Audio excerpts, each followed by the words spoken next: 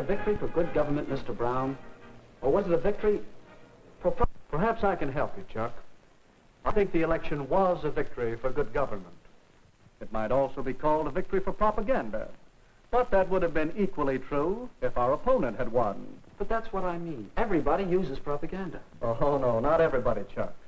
But propaganda is an important force in our society today.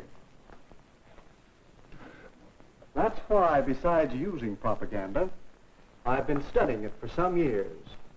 Propaganda made a picture. Propaganda skillfully employed to turn millions of men to a cruel hatred of their fellow men. And propaganda often persuades us to help our fellow men. The products of our factories are also known around the world through propaganda in the form of advertising and salesmanship. The study of history reveals a great deal of propaganda that has been used to fight wars and win wars. Propaganda can also be used for peace. So you see, Chuck, propaganda is important. Well worth any time you give study. I see that. But how can you study it? Well, you can begin by investigating the techniques of propaganda. Here, I've listed some of the main ones. Glittering generalities, transfer, name-calling, card stacking, testimonial, plain folks, and bandwagon. You'll find these techniques used in many places, in many ways, for many different purposes. Your job is to recognize them when you see them. My first job is to understand what they mean. What is a glittering generality? Well, let me see. That headline you were quoting, a victory for good government. Good government is a phrase we use many times during the campaign. We said the mayor stood for good government and promised good government. But it's true, isn't it? What's true? What does good government mean? Is the mayor's idea of good government the same as yours? I see. It's a glittering generality. One of the best. There's another. Yes. And why do you suppose our opponents chose that phrase? I guess because everybody likes a real American. Right. And they wanted to transfer that liking for a real American to Mr. Butler. And that's what you mean by the technique of transfer. That's it. Now let's see if you can recognize another technique. A day or so after that poster came out, I said in one of my campaign speeches, our opponent advertises himself as a real American. I say he is unreal, unrealistic. He is a visionary, a theorist, a dreamer. He is so thirsty for public office that like a weary traveler in the desert, he sees a mirage, and he is trying to sell it to you as real. There. Now, what would you call that? That's name-calling, visionary, theorist, dreamer. That's right. And those are very polite names. But now I want you to listen to something else. For my collection of propaganda materials, I've made a special record of part of one of Mr. Butler's radio speeches. Mayor Cooper asks that he be judged by his performance in office. Very well. Let's ask him who was mayor when the municipal waterworks fell into such a state of disrepair that the whole town was without water for 2 days. Let's ask him. But no, let's not. It might embarrass him. You recognize the technique? No, I don't. It's a tricky one. Is it true about the waterworks? Partly true. That's what we call card stacking. Cooper was mayor when the pumping station broke down, but it was the men in office before him who allowed it to get into such a rundown condition, and it finally gave way before he could get anything done. I see.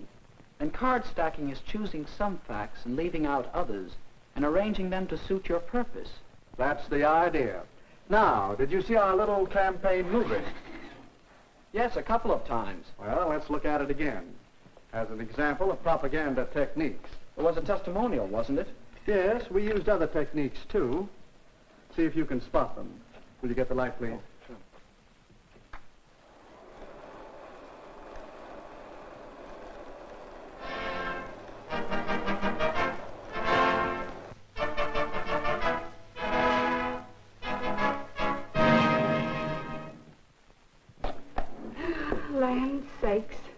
A body hardly has time enough.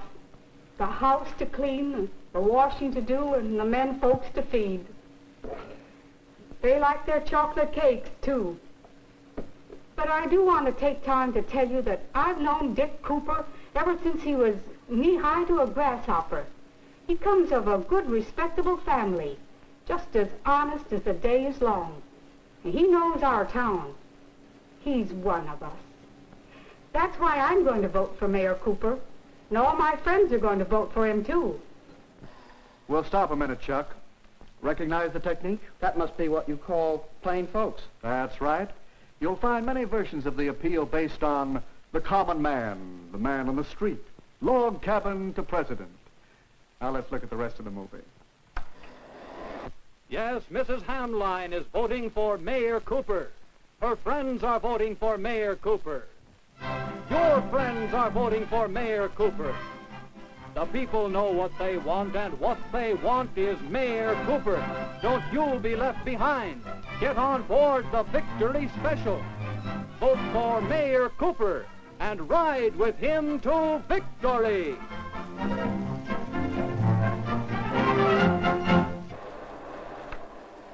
That ending's easy to spot. It's the bandwagon. Yes, the propaganda we've been talking about is easy to detect. But a great deal of propaganda is much more hidden, much harder to detect. That's what's bothering me. Even in a small local election, there's so much propaganda. That poster, a real American. It uses a transferred device. Does that mean it isn't true? Not necessarily. Evaluating propaganda isn't that simple. Recognizing the technique is one step. Another step is to know the purpose. What is the purpose here? That's easy. To get people to vote for Butler. Yes, to persuade people that Butler is the better man, to move them to vote for him. In short, to sell Mr. Butler to the voters. You'll find that the purpose of most propaganda is to persuade people to believe something, to do something, or to buy something. All right. But it still doesn't answer my question. No. Your next step, and it's a big one, is to get the facts. Well, is he a real American?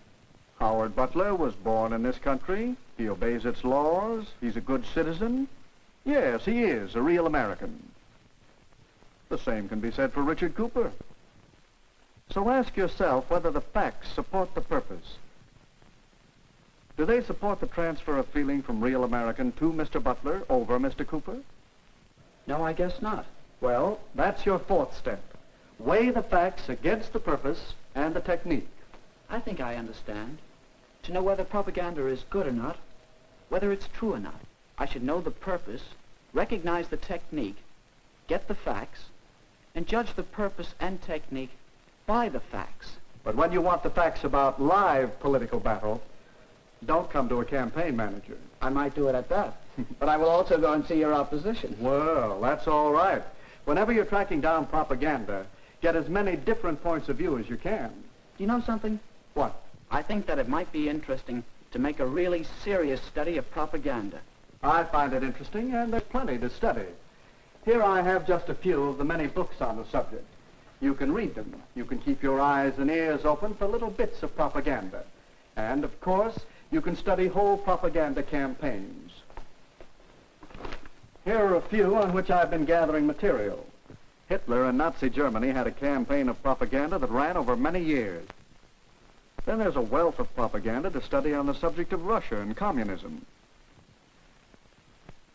There's propaganda to study in our own American elections, national as well as local, and in many of the major issues on which elections often hinge.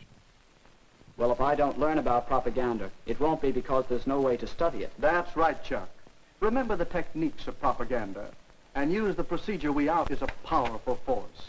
So powerful that your study of propaganda is important not only to you, but to me and to the world.